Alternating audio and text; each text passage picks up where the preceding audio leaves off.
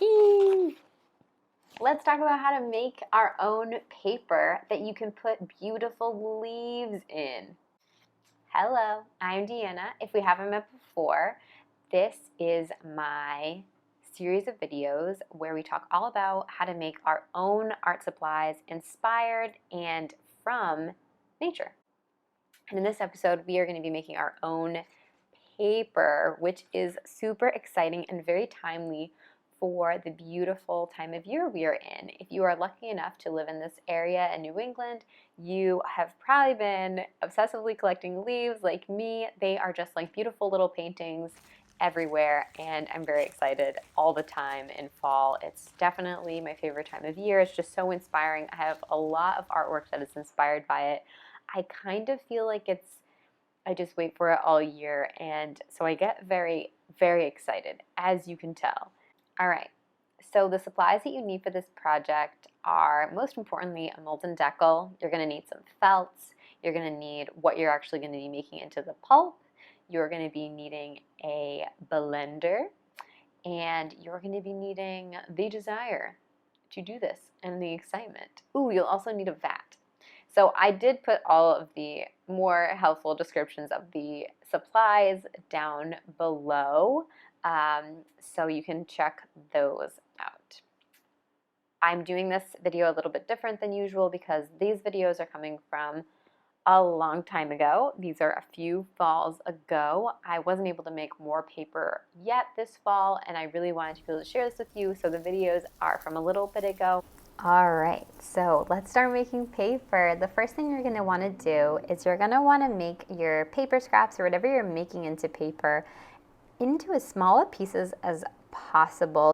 The quicker way is to soak the paper fibers in nearly boiling water and then tear it with your hands and make it as small as possible.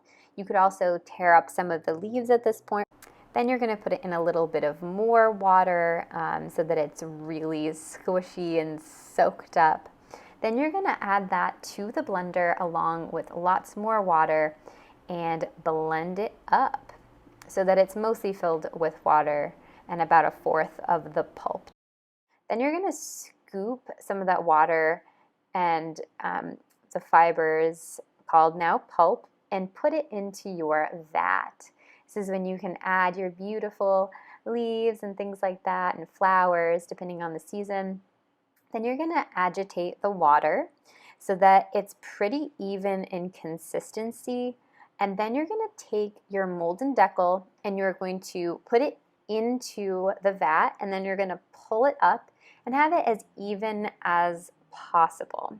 Then you're going to do a method where you're going to lay down your felt, and then you're going to get the paper pulp onto the felts. And to get them onto the felts, what you're going to do is you're going to take your mold and deckle and you're going to kind of tip it onto the, like kind of roll it back and forth and put it onto the felt and press it into there. Scooches onto the felt, and then you take that off, and then that's where you're going to put another piece of felt on top of it and be able to stack it and stack it. And the next step would just be to press it. So you're going to either put it in a book press, you're going to put a few books over it. I suggest putting a towel and maybe a trash bag so then your books don't get wet, and leave that overnight. And then when you feel like they've dried enough, you're going to take the felt off and delicately put your new pieces of paper on flat surfaces so that they can dry. I've used like a clothesline, I've used just tables. You can kind of just do whatever you have lying around. So that is the process for making paper. Where did you learn how to make paper, Deanna? Well, I got my degree in book arts.